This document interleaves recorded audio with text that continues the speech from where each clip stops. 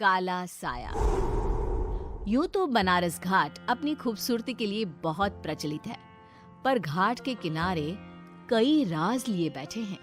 ये कहानी शुरू होती है बनारस के घाट के पास बने ममता निवास से, जहां प्रिया लाल जोड़े में ममता के घर उसकी बहू बनकर आती है। आओ आओ बहू, घर को अपने पैरों से पवित्र करो। ममता घर की दहलीज पार कर ही रही होती है कि अचानक एक बहुत गंदी सी बास पूरे घर में फैल जाती है।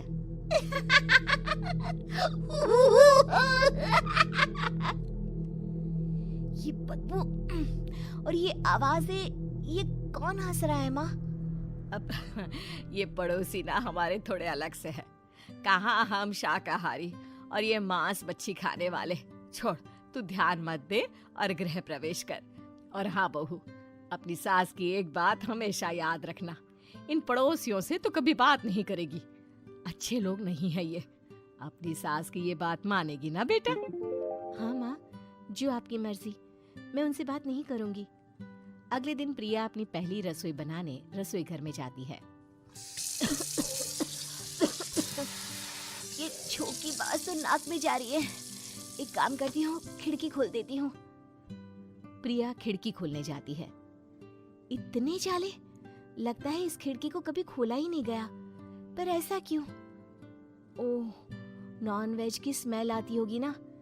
2 मिनट के लिए खोल लेती हूँ, फिर बंद कर दूंगी।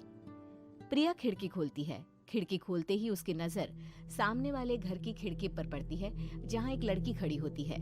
हाथों में मेहंदी, लाल रंग की साड़ी, बिल्कुल सजी धजी, मानो प्रिया की तरह ही वो भी नई नवेली बहू हो। वो प्रिया को देखकर मुस्कुराती है।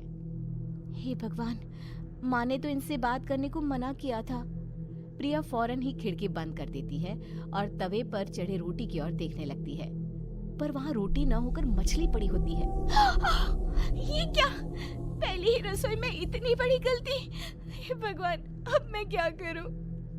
प्रिया बहुत डर जाती है और फौरन रसोई की सफाई करने और फिर सभी के लिए खाना बनाने लग जाती है। जब वो सबको खाना परोसती है, सब तो ठीक है, मैं बेकार में चिंता कर रही थी। हे भगवान, ऐसे ही बस अपनी कृपा बनाए रखना। रात के वक्त जब सब सो रहे होते हैं, तब प्रिया को पायल की आवाज सुनाई देती है, जिससे उसकी आंख खुल जाती है। ये पायल की आवाज कहाँ से आ रही है? प्रिया उठकर उस आवाज के पीछे छत की सीढ़ियों तक जाती है। तभी उसे बच्चे के रोने की आवाज आती है। प्रिया छत पर जाती है तो क्या देखती है? वही लाल साड़ी वाली लड़की अपनी गोद में एक नवजात बच्चे को घुमा घुमा कर सुला रही है। तभी प्रिया की नजर उसके पेट पर पड़ती है। ओह गॉड, ये तो प्रेग्नेंट भी है। सुनिए, बच्चा सो नहीं रहा है क्या? मैं कुछ मदद करूं? नहीं नहीं, आपके घर वालों को अच्छा नहीं लगेगा, मैं संभाल लूंगी। स्नेहा की गोद से बच्चा हाथ मारकर प्रिया की गोद में आने को छटपटाने लगता है। दोनों घर अगल बगल में बने होने के कारण प्रिया उस बच्चे को गोद में ले लेती है। प्रिया के पास आते ही वो सो जाता है। बच्चे का वो स्पर्श रात भर प्रिया भूल नहीं पाती और अगली सुबह वो छत पर कपड़े सुखा रही होती है। तभी उसे एक औरत इशारा करके बुलाती है। स्नेहा कह रही थी बाबू तुम्हारी गोद में आते ही सो गया। मैं गौरी, स्नेहा की माँ हूँ। बहू, घर आना, बाबू को खिला भी लेना।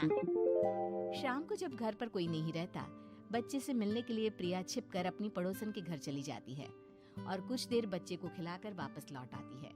इसके कुछ दिन बाद ही प्रिया को पता चलता है कि वो माँ बनने वाली है। ममता की खुशी का ठिकाना नहीं रहता।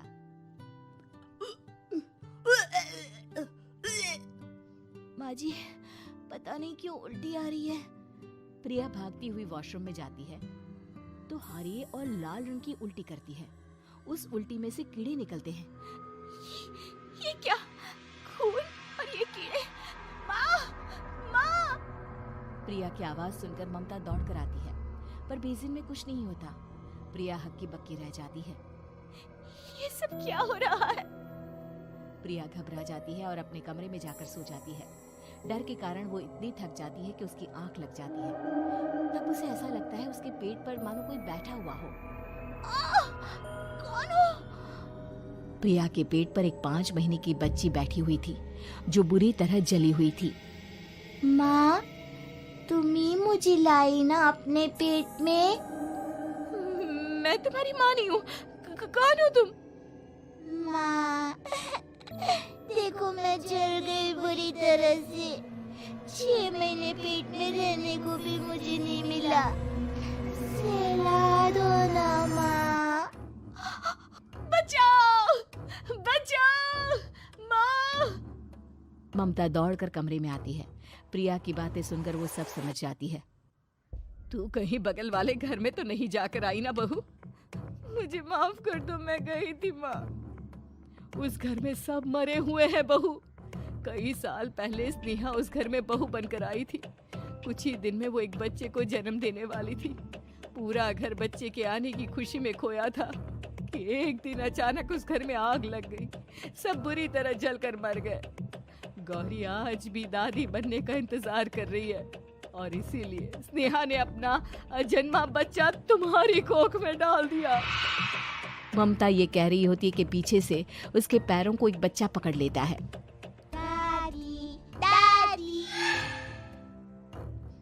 माँ, स्नेहा की गोद में यही बच्चा था।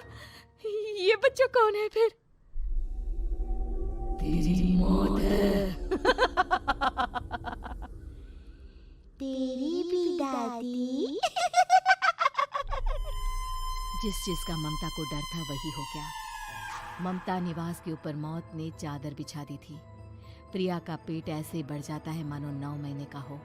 2 हाथ उसके पेट से बाहर निकलते हैं। बहू, संतोष को फोन कर, किसी पंडित जी को बुला बहू। प्रिया का पति भागता हुआ घर आता है। ये तो होना ही था माँ। तेरा पाप तेरे सामने आ गया तो तू सह नहीं पा रही है। स्नेहा घर में आग लगी नहीं थी, माँ ने लगाई थी, प्रॉपर्टी की लालच में। और वो बच्चा मेरी पहली पत्नी का बच्चा है, मेरा बेटा, जो कि उस आग की चपेट का शिकार हो गया था। मैंने तुमसे ये सब माँ के कहने पर छुपाया था। मुझे माफ कर दो प्रिया। तुम अगर चाहो तो यहाँ से जा सकती हो। मैं तुम्हें किसी भी बंधन में रखना नहीं चाहता। मेरी शादी हुई है आपसे, मैं आपको छोड़ नहीं सकती, पर उससे पहले हमें स्नेहा, उसकी माँ और बच्चे की आत्मा की शांति करवानी होगी। संतोष और ममता गौरी के घर जाते हैं। अंदर सब कुछ जला हुआ होता है। जमीन पर जली हुई लाशें बिखरी हुई थी। ममता रो रो कर अपनी करने की माफी गौरी से मांगती है।